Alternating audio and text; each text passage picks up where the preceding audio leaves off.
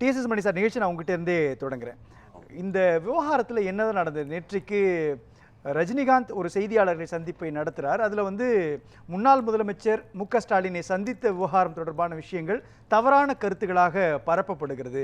அதாவது விஜய் ஆட்சிக்கு வரக்கூடாது, அரியணை ஏறக்கூடாது, நான் தடுத்த முயற்சியாகவும் அதற்காக தூது போனதாகவும் சொல்லக்கூடிய அந்த குற்றச்சாட்டுகள்லாம் அவதூறுகள் அப்படின்ற இடத்துலேருந்து அவர் பேசுகிறார்.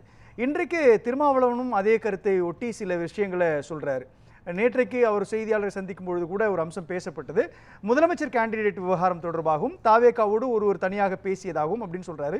இன்றைக்கு பேசும்பொழுது யாரோ ஒருத்தவங்க சொன்னதா அப்படி ஒரு கருத்து நிலவியதா ஒரு கருத்து இருக்குது அப்படின்ற அர்த்தத்தில் சொல்றாரு இல்லையா? என்னதான் நடந்தது? விஜயை அரியணையில் ஏற்றக்கூடாது, ஆட்சி அமைக்கக்கூடாதுன்ற இடையூறுகள் நடத்தப்பட்டதா? அந்த அம்சத்தை நம்ம எப்படி புரிஞ்சிக்க வேண்டியிருக்குது? இல்லை, விஜய் வந்துவிடக்கூடாதுன்னு சொல்லிப்பட்டு தமிழ்நாட்டிலும் இந்திய துணைக்கண்டமெங்கும் சக்திகள் இயங்கின என்பது நாடறிந்த செய்தி. புதுசாக அதில் போய் நாம் கருத்தெல்லாம் சொல்ல வேண்டியதில்லை. அதில் யார் யார் இருக்கா என்பதை நான் இல்லை, நான் இருக்கேன், இல்லை சொன்னாங்க, சொல்லலை, சொன்னாங்கன்னு சொல்லலை, சொன்னாங்க, இப்படித்தான் மாறி மாறி சொல்லிகிட்டு இருக்காங்க. அதே நீங்கள் சொல்கிற ஒவ்வொருத்தரும் வெவ்வேறு கருத்துக்கள் சொல்லியிருக்காங்க என்பது தான் பிரச்சனை. என்னென்னா, ரஜினிகாந்த் என்பவர் போய் பார்க்குறாரு ஸ்டாலினை, நட்புறவில் நெருக்கடி நேரத்தில் அவருக்கு நண்பா அப்படின்னு ஆறுதல் கொடுக்க போயிருக்காருன்னு அவர் அப்பவும் சொன்னார், இப்பவும் சொன்னார். நம்ம புரிஞ்சுக்கிறோம். Right, very good. நம்ம என்ன திருப்பியாக கேட்டோம்? நமக்கு அவசியம் இல்லை. என்னன்னு சொன்னால், மறுநாள் ஏவாவேல அவரை வீட்டில் போய் பார்த்தார் ரஜினிகாந்துங்கிற செய்தியவா சொல்லிவிட்டோம்? சொல்லலை. நம்ம என்ன அப்படிலாம் சந்தேகப்படலை. ஆனால் ரஜினிகாந்த் தான் வந்தாச்சுன்னு சொன்னால் 100% வெற்றி வாய்ப்போடு வந்திருப்பேன்னு சொல்லும் பொழுது நம்ம அதிர்ச்சி ஆனோம். நாடே அதிர்ச்சி அடைஞ்சிச்சு. அப்பாடி, இவ்வளவு செல்வாக்கு இருந்திருக்கு அவருக்கு அப்படின்ட்டு. என்ன விஷயம்னு சொன்னால், அதுக்குள்ளே தான் நான் போக விரும்புகிறேன். ரஜினிகாந்த் ஒரு வலதுசாரி சிந்தனையாளர். பாஜக, ஆர்எஸ்எஸ், ஒரு ஆடிட்டர் குருமூர்த்தியெல்லாம் நெருக்கமாக இருந்தார், வழிகாட்டினார், அவரை கொண்டு வந்து விடுவார் அரசியலுக்கு என்று நம்பப்பட்டது எல்லோருக்கும் தெரியும். பகிரங்கமாக தான் இருந்தது. அவரும் அதே மாதிரி ஸ்டெர்லைட் போராட்டமாக வன்முறையாளர்கள்னு சொல்லிப்பட்டு கொல்லப்பட்டவங்க மேலே பழி சுமத்தும்படி வலதுசாரி சிந்தனையாளர். அப்படி எங்கே பார்த்தாலும் வலதுசாரி சிந்தனையை வெளிப்படுத்துவார். திமுகவுக்கு நெருக்கமாக அதற்கு பிறகு மாறினார்னா, அப்போ அவர் அரசியலுக்கு வரப்போகிற 100 விழுக்காடு வரேன்னார அந்த நேரத்தில் அண்ணாத்தே, அதுக்கப்புறம் போயிட்டார். இது எல்லோருக்கும் தெரியும். ஏன்னா அதுக்கு பிறகு அவர் திமுகவுக்கு நெருக்கமாக வர்றாருக்கும் பொழுது ஏவாவேலு அவர்கிட்ட போய் ஏதோ பேசினார். அதற்கப்புறம் அவர் வந்தார். அவர் துரைமுருகனை கேலி பண்ணி தாக்கி பேசினார். உடனடியாக முதல்வரான கழக தலைவர் முத்துவேல் கருணாநிதி ஸ்டாலின் கக்கான்னு சிரித்தார். இதெல்லாம் எல்லாருக்கும் தெரியும். நம்ம ஒன்றும் அதெல்லாம் கேட்கல. புரியுதுங்களா? அதனால் அவர் சொன்ன நேரத்தில் நடந்த செய்தியை எல்லோரும் சரியாக புரிஞ்சுக்கிட்டாங்க. அப்போ இவரும் தான் அதில் ஏற்பாடு அப்படின்னு. அது மறுநாள் யார் போய் பார்த்தா என்பதை ஒட்டி நமக்கு தெரியாது, அவங்க தான் சொல்லணும். அதேமாரி திருமாவளவனும் நீங்கள் மற்றவங்களுக்கு சொன்னதை விட அப்பப்போ கேள்விப்பட்டேன்னெலாம் சொல்லதை விட்டுட்டு தாண்டி ஒரு ஊடகத்திற்கு நேரடியான ஊடகத்தினுடைய செய்தி ஆசிரியர் பேசும்பொழுது நேரடியாகவே சொல்கிறார். 5ஆம் தேதி கூப்பிட்டார்கள், நான் போயிருந்தேன் அறிவாலயத்திற்கு. அறிவாலயம் திமுக தலைமையகம்னு நம்ம நினச்சிக்கிட்டு இருக்கோம். அப்போ அதனால் அங்கே உட்கார்ந்துருப்பது தலைவர் முத்துவேல் கருணாநிதி ஸ்டாலின். அப்போ அவர்கள் மத்தியில் இந்த மாதிரி ஒரு வாய்ப்பு இருக்குது, அதிமுக திமுக பின்னால் இருந்து வெளியிலேருந்து ஆதரவு கொடுப்பதுன்னு அப்படிங்கிற விஷயம் சொன்னாங்க. அதில் எனக்கு உடன்பாடு இல்லைன்னு சொல்லிட்டு வந்தேன்னு சொல்லி அவர் தான் சொல்கிறார். வெளியே வரும்பொழுது சிலர் கேட்டாங்க, முக்கியமானவங்க என்ன கேட்டாங்கன்னா, நீங்கள் என்ன சிஎம்மாவோ துணை முதல்வராகவோ ஆகலாம், எடப்பாடி முதலமைச்சரானான்னு கேட்டாங்க. அவரை தான் சொன்னார். சொல்லிவிட்டு அதுக்கப்புறம் என்ன சொன்னார், நான் ஃபன்னாக எடுத்துக்கிட்டேன், விளையாட்டாக அப்படி தான் சொன்னார். நான் எடுத்துக்கல சீரியஸாக. இதுதான் மாறி மாறி சொல்லப்படுவது. நான் திமுக கூட்டணி தான் இருக்கிறேன்னு இன்றைக்கி மறுபடியும் சொல்லி. இப்போ ரஜினிகாந்தோ அல்லது திருமாவளவனோ முதலமைச்சர் ஆகணும். இப்போ ரஜினிகாந்த் மூலமாக சொல்லக்கூடியது என்னென்னா, ரஜினிகாந்த் தான் அதிமுக திமுக கூட்டணி அமைவதற்கு ஒரு தூதுவாக இருந்தார் அப்படின்னு சொல்லக்கூடிய இந்த அம்சம் இருக்கு இல்லையா? இதன் மீதான உண்மைத்தன்மையை நம்ம பரிசோதிக்க. உண்மைத்தன்மையே இல்லைங்க. திமுக அதிமுக கூட்டாக இணைந்து விஜய் வரவதை விடாமல் தடுப்பதற்கு முயற்சி எடுத்தார்கள் என்பது வெள்ளிடை மலையாக வெளியே தெரிஞ்சு போச்சு. எல்லாரும் ஒவ்வொருத்தராக சொல்லிட்டாங்க வரிசையாக. அதை ஒட்டி எல்லோருக்கும் ஆதாரம் கொடுப்பது அறிவாலயம் தான், திராவிட முன்னேற்ற கழக தலைமை தான். எம்எல்ஏக்களை எல்லாம் கூட்டி அவங்கள்ட்ட கடைசி நேரம் முடிவெடுப்பதற்கான அதிகாரத்தை பெறுகிறார் கழகத் தலைவர் என்பது நமக்கு தெரியும். அதை டிகேஎஸ் இளங்கோவன் வெளியில் சொல்லிவிட்டார். எடப்பாடியை தலைமை ஆக்குவதற்காக தலைமை முடிவெடுத்தால் ஆதரிப்போம் சொல்லிட்டாரு. அதுதான் வேணாங்க. இன்றைக்கி திமுகவினுடைய ஐடி விங்கினுடைய ஆலோசகர் யார்? ஐடி விங்கினுடைய ஆலோசகர்னா உயர்பட்சம் இல்லையா, நம்ம நண்பர் தோழர் என்ன கோவியில் லெனின்தான். அவர் வந்து எழுதுகிறார். என்ன சொல்கிறாருன்னா, இதெல்லாம் நடக்குங்க, தேர்தலில் ஒரு அரசியல் முடிவு, தொங்கும் சட்டசபை, இந்த மாதிரிலாம் முடிவாங்கிட்டா ஏதோ சூழல் தொன்று நடக்கும். பாருங்கள், 1989 ராஜீவ்காந்தி தலைமையிலான காங்கிரஸ் தனி கட்சியாக வந்துச்சு. ஆனால் பெரும்பான்மை வரல பாராளுமன்றத்தில். உடனடியாக என்ன பாச்சு, ஜனதாதளத்தை உள்ளிட்ட தேசிய முன்னணியை என்ன கொண்டாடலாம்னு 3வது இடத்துக்கு 85 இடத்தோட பாஜக இருந்துச்சு. உடனே பாஜக அதை நாங்கள் வெளியில் இருந்து ஆதரிக்கிறோம்னுச்சு. தேசிய முன்னணியை நாங்களும் ஆதரிக்கிறோம்னு சொல்லி போட்டு காங்கிரஸ் தான் முதல் எதிரின்னு சொல்லி போட்டு விபி சிங் தலைமையிலானதை கம்யூனிஸ்ட் கட்சியும் ஆதரிச்சிச்சு. அப்போ கம்யூனிஸ்ட் கட்சியும் ஆதரிச்சு பாஜக ஆதரிக்கலையா? எப்படி? அது மாதிரி அப்புறம் 1996 நாடாளுமன்ற தேர்தலில் அதிக இடங்களை பாஜக வென்றது. அதற்கு மெஜாரிட்டி இல்லை. பிரதமராக பொறுப்பேற்ற வாஜ்பாய் 13 நாளில் சோலி முடிஞ்சு போச்சு. அப்போது பாஜக தான் இந்தியாவுக்கு பெரிய தீமை, நாட்டுக்கு முதல் எதிரின்னு சொல்லிட்டு முடிவுகளுக்கு பிறகு ஐக்கிய முன்னணி ஆட்சியில் உட்கார வைத்து ஒருபுறம் காங்கிரஸ் மறுபுறம் கம்யூனிஸ்ட் எந்த காங்கிரஸை முதல் எதிரின்னு சொன்னாங்களோ அப்போ இல்லை. எனக்கு புரியுது சார். அவர் அந்த அவருடைய கோவில் லெனினுடைய அந்த அறிக்கை 2004 ஒன்று ஏன் சார் சேரக்கூடாது? ஏன் சேரக்கூடாது? அதுதான் சொல்கிறேன். இப்போ என்னுடையது என்னன்னா, திமுக சேரதை பற்றியோ என்ன விஜய் வருவதை தடுக்குன்னு அவங்களுடைய அரசியல் முடிவை பற்றியோ எல்லாம் எனக்கு பிரச்சனை இல்லை. மக்கள் விரும்பினாங்க மாற்றத்தை, விஜய் வரவழைச்சாங்க, மக்களுக்கு விரோதமாக போட்டோம். மக்களுக்கு விரோதமான கட்சிகள் திமுக நிலைப்பாடுகளை புதுசாக நம்ம சொல்ல வேண்டாம். திமுகவை சேரக்கூடாதுன்னு என்ன லாஜிக் இருக்கு? அப்படி சேர்ந்தா விஜய் சொல்லல சார். நான் என்ன சொல்றேன்னே வாங்கிடாம பேசுறீங்க. நான் சொல்லவே இல்லையே. எப்படி மக்களுடைய தீர்ப்புக்கு எதிராக நீங்கள் போங்க, திமுக அதுக்காகத்தான் இருக்குது கட்சின்னு எனக்கு தான் தெரியுமே ஏற்கனவே. அது பிரச்சனையே இல்லை. இதுதான் உங்களுடைய ஸ்டேட்மெண்ட். அது எப்படி விஜய் தான் ஆட்சிக்கு வரணும்னு மக்கள் விரும்பினாங்களா? அதே ஒரு கோடி, அதனால தான் 108 வந்தது. ஆமாம், அதனால தான் உங்களுக்கு உங்கள் ஆட்சி இருந்தது சார். உங்கள் ஆட்சியை மாற்றி இன்னொருத்தர் கொண்டாந்தா என்ன அர்த்தம் சார்? நீங்கள் வேண்டான்னு அர்த்தம். நான் சொல்ல வர்றதே வேற. இல்ல சொல்ல வர்றதே வேற. என்ன பேச விடல நீங்க சார். இந்த என்ன பேச விடுங்க சார். எனக்கு புரியுது. எனக்கு இல்ல புரியல. இல்ல எனக்கு புரியல. உங்களுக்கு புரியல. திமுக இல்ல ஒரே பேசல. இல்ல சார், 108 இடம் மைனாரிட்டி தான் சார் அவங்க. ஆனா அவங்க ஒரு கவர்மெண்ட் ஃபார்ம் பண்ணலாம் இல்லையா? திமுக கூட்டணியில் இருக்கக்கூடிய ஒரு கட்சிகளை திமுக செய்யக்கூடாது. அதை அதிமுக செய்யக்கூடாது. எனக்கு பின்னால் பாஜக இருக்கிறது நான் சொல்ல வரேன். நான் சொல்ல வந்ததே வேற. பாஜக பின்னால் இருந்து வழிகாட்டல் கொடுத்து தான் திமுக இதை செய்தது. என்ன ப்ரூஃப்? அதானிக்கு முழுக்க என்ன ஆதாரம் இருக்குது? பாஜக ரோல் இருக்குதுன்னு என்ன ஆதாரத்தை அடிப்படையில் பண்ணி சொல்றீங்க? அதுதான் ரஜினியை சொன்ன உடனே ரஜினி வெளியில வந்து நான் இல்லன்னு சொல்லுது. இல்ல சார், புரியுதுங்களா? எனக்கு புரியுது மணி சார். இல்ல ரஜினியே சந்திக்கிறார். ரஜினியே சந்திக்கிறார். பேசப்படல. நீங்க மறுபடியும் பேசுங்க. அதானின்னு ஒருத்தர் இருக்காரு. அவருக்கு வந்து ஹிண்டர்பெர்க்னு சொல்லி போட்டு அமெரிக்காவிலிருந்து என்ன நிறுவனம் மூலமாக இவருடைய ஊழல் பூரா அம்பலமாகுது. ஷேர் மார்க்கெட்டில் சரியுது. 1 லட்சம் கோடி அவுட் ஆகுது. மோடியை தான் பாதிக்குது. மோடி தான் பினாமி தான் அதானி என்பது அளவுக்கு வருது. அப்போ மோடிக்கு அதானிக்கு ஆர்எஸ்எஸ்க்கு எல்லாருக்குமே பிரச்சனை. அது அப்போ அங்கிருந்து ஹிண்டர்பெர்க்கு பின்னால் யாருன்னு சொன்னால் போட்டால் அவரை சொல்கிறாங்க ஜார்ஜ் சோரோஸை. அவர் வந்து முழுக்க ராகுலை ஆதரிக்கிறார் இவங்களுக்கு எதிராக என்பதெல்லாம் வெளியே வந்துருச்சு. ராகுலை கொண்டு வந்து பக்கத்தில் உட்கார வைத்துக்கொண்டு காங்கிரசுடன் கூட்டணி வைக்கக்கூடிய விஜயை வரவிடாமல் தடுப்பது என்பதுதான் அதில் முக்கியமானது. திமுக அதிமுக பாஜக கூட்டணியை பாஜக அமித்ஷா அல்லது அதானி விரும்பினார் நீங்க சொன்னீங்கன்னா முதல்ல இதுக்கான ஆதாரத்தை நம்ம வெளியிடணும்.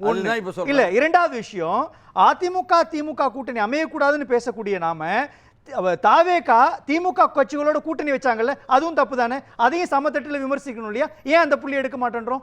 இல்ல, தாவேகா வந்து திமுக கூட்டணி தான் தீய சக்தி திமுக கூட்டணியோட தானே இப்ப ஆட்சி தொடர்றாங்க.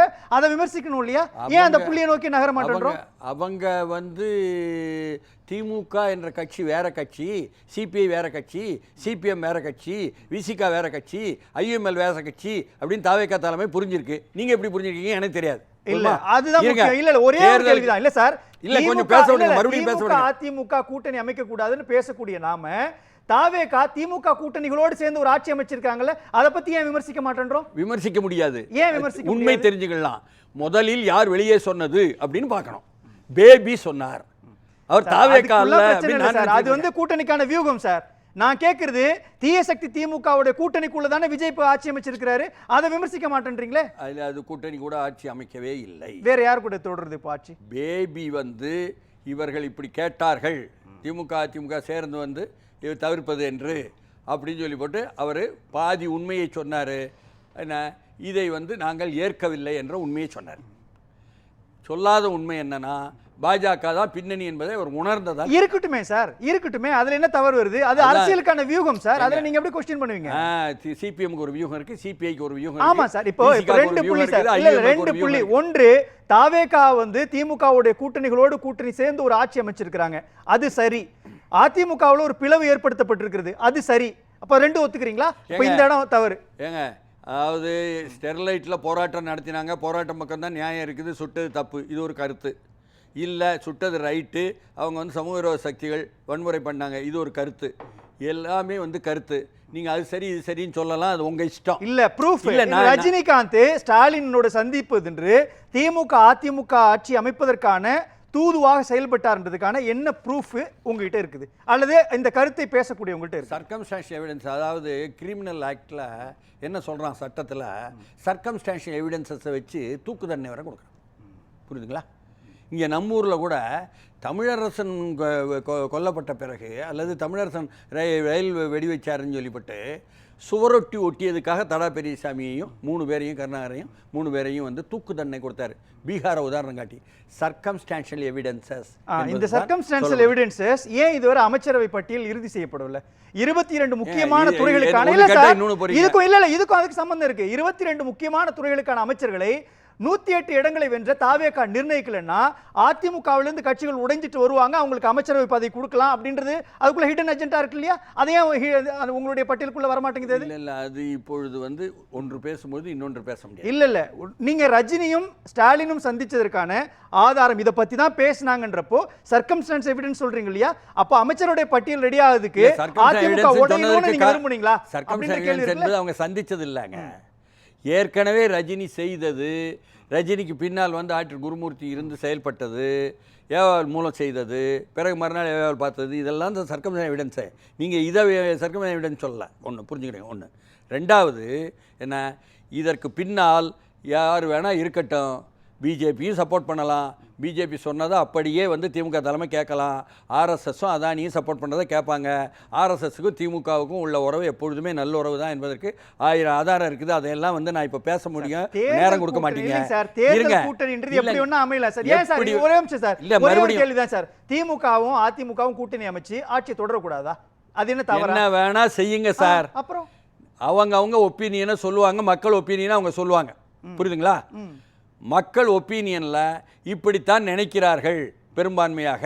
என்ன, திமுகவின் தொண்டர்களும் அதிமுகவின் தொண்டர்களும் பெரும்பான்மையாக தாவேக்காக்கு போட்ட மக்களும் என்ன, சிபிஐ சிபிஎம் விசிகா ஐயுஎம்எல் ஏன் ஆதரிக்கிறது என்பதற்கான ஆதரவாளர்களும் எல்லோரும் சேர்ந்து இப்போ என்னுடைய கருத்து உட்பட என்ன நினைக்கிறோம் என்று சொன்னால், ஆர்எஸ்எஸ் அதானி செய்து இந்த நாட்டில் வந்து ஆதாரம் கேட்கிறேன் நான்.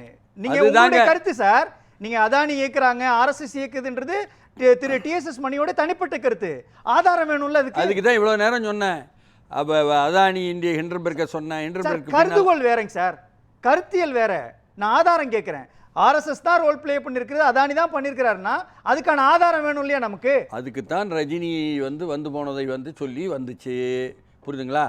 அதுலேயும் பல்வேறு காரணங்களும் அங்கங்கே உள்ள பாயிண்ட்ஸை, லிங்கிங் பாயிண்ட்ஸ் சொல்லியாச்சு. ஆனா இதுல இன்னொரு இது ஒரு கருத்து. இல்ல அதுதான் நீங்க அந்த கருத்து தப்புன்னு சொல்லிட்டு போயிட்டே இருங்க. இல்ல சார், இதுதான் ஒரு சைடு பாரு. நீங்க ஏன் வந்து தாவேகா திமுக கூட்டணிகளோடு ஆட்சி அமைச்சதை பத்தி ஏன் விமர்சிக்க மாட்டேன்றீங்க? அது சரியா? அது சரின்னா அதிமுக கூட்டணி வச்சு சரிதானே? திமுக கூட்டணினா இப்ப தேர்தல் நடக்குதா? தேர்தல் நேரத்தில் உள்ளதுதான் திமுக கூட்டணி. சிபிஐ சிபிஎம் ஐயுஎம்எல் விடுதலை சிறுத்தைகள் சொன்ன டிமாண்டை பூரா திமுக ஆட்சி ஏற்றுக்குச்சா? பெரும்பான்மை ஆட்சி இல்ல சார், நடந்துச்சு. இப்ப ஆட்சி அப்போ இல்ல. அது அப்போ கொள்கை ரீதியான இல்ல கூட்டணி சார், அல்ல. அவங்க ஒரே கோரிக்கையை ஒரு கேள்விதான் ஏற்றுக்கொண்ட சார். கூட்டணி இல்ல, அல்ல. ஒரே கேள்விதான். தாவேகா திமுகவுடைய கூட்டணி கட்சிகளோடு ஆட்சி அமைக்கும் பொழுது ஏன் அதிமுகவும் திமுகவும் ஒரு ஃபார்ம் பண்ணக்கூடாது? நீங்க கேட்க தேர்தலுக்கு வேண்டிய பிறகு கேள்வியை இவரை வீரபாண்டியனை கூப்பிட்டு, பேசன்மூத்தை கூப்பிட்டு, என்ன பேபியை கூப்பிட்டு, ஏங்க திமுக அவங்கலாம் இந்த ரீசன் சொல்லலையே. இப்ப பே சண்முகமோ அல்லது என்ன வீரபாண்டியோ ஏதோ இவங்க நீங்க எல்லாம் எப்படி சொன்ன ஆதரிக்கலாம்? இல்ல இவங்க எல்லாம் சொன்னது ரீசன் வந்து அதிமுக திமுக கூட்டணியால நாங்க போகிறோம்னு யாரும் சொல்லல. அவங்க சொன்னது ஒரு குடியரசுத் தலைவர் ஆட்சி அமையக்கூடாதுன்னு அவங்க அலைன்ஸ் ஃபார்ம் பண்ணிருக்கேன்னு சொல்லியிருக்காங்க. சொன்னாங்கல்ல. அப்ப அப்படி சொன்னவங்கள்ட்ட எப்படிங்க இந்த கூட்டணியில் இருந்துக்கிறேங்கிறீங்க, அதற்கு எதிரான ஆட்சியை போய் ஆதரிக்கிறேங்கிறீங்க அப்படின்னு அவங்கள கேட்கணும். அன்னைக்கு ஆதரிச்சிட்டா போதும், 6 மாதத்துக்கு நமக்கு ஃப்ரீ, அதை வச்சு கன்சால்டேட் பண்ணிக்குவோம். இப்போ நான் லெனின் சொன்ன ஆர்குமெண்ட்டுக்கே வரேன். என்ன இப்பொழுது வந்து எப்படியும் ஆட்சியில் அமர்வதற்கு தடுக்கிறார்கள், தடுக்கும் சக்திகள் தான் கொள்கை எதிரிகள்.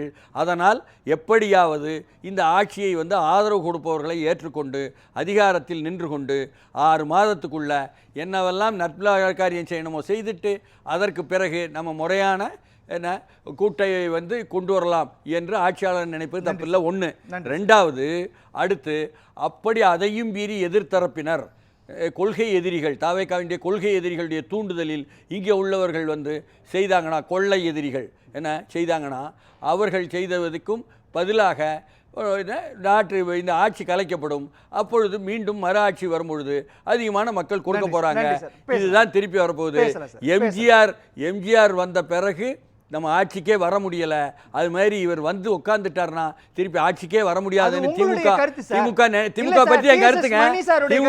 திமுக பற்றி கருத்து கிடையாது. அது இல்ல திமுகவுடைய கருத்துனா உங்களுடைய ஆதாரம் கொடுக்கணும். நீங்க அதான் எம்ஜிஆர் வந்த பிறகு ஒரே நீங்க நடுநிலையோடு விமர்சிக்கிறீங்கன்னா, தாவேகா திமுக கூட்டணியோடு ஏன் சேருது, அதை பத்தி ஏன் பேச மாட்டேன்றீங்க? திமுக கூட்டணியுடன் சேரவில்லை.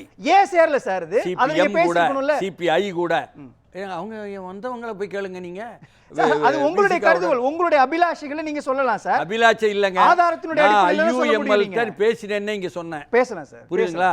அதற்கு பிறகு அவங்க தாமதமாக கொண்டு வந்தாங்க ஆதரவு என்பதும் நேரில் வந்துச்சு. பேசலாம் இல்லை மக்கள் தீர்ப்பு ஒன்று மாதிரி இன்னொன்று வேற மாதிரி இருக்கு. என்னன்னு சொன்னால், இதில் அடிப்படையே 4ஆம் தேதி தீர்ப்பு வாக்கு எண்ணிக்கை முடிவடையுது. உடனடியாக 70 ஆண்டு கட்சி பவள விழா கட்சியினுடைய தலைவர் வந்து 6 மாதத்துக்கு இடைஞ்சல் செய்ய மாட்டோம்னு அறிக்கை கொடுத்துட்டு, இப்போ திருமாவளவன் சொன்னதை பார்த்தா 5ஆம் தேதி அவர் அந்த நியூஸ் எடிட்டர் கொடுத்த பேட்டியில் 5ஆம் தேதி கூப்பிட்டு விட்டாங்க. போனோம், அதிமுக சேரணுன்னு நான் உடன்படவில்லை, வெளியே வந்தேன். அதற்கு பிறகு வரும்பொழுது சிலர் பேசினார்கள், யாருன்னு சொல்ல மாட்டேன், நீங்கள் வந்து டெப்டி சீஃப் மினிஸ்டர் என்ற அளவுக்கு பேசினாங்க, ஃபன்னியாக எடுத்துக்கிட்டு வந்தேன்னு சொல்லியிருக்காரு. புரியுதுங்களா? அப்போ நேரடியாகவே வெளியே ஒரு அறிக்கையும் உள்ளே ஒரு விளையாட்டும் திமுக தலைமை விளையாடியது என்பதும், அது என்ன முழுமையாக நான் சொன்ன மாதிரி யார் சம்பந்தப்பட்ட அகில இந்திய ரீதியில் உள்ள சக்திகளுடைய சம்பந்தப்பட்டது என்பதும் ப்ரூவ் ஆகிருக்கு.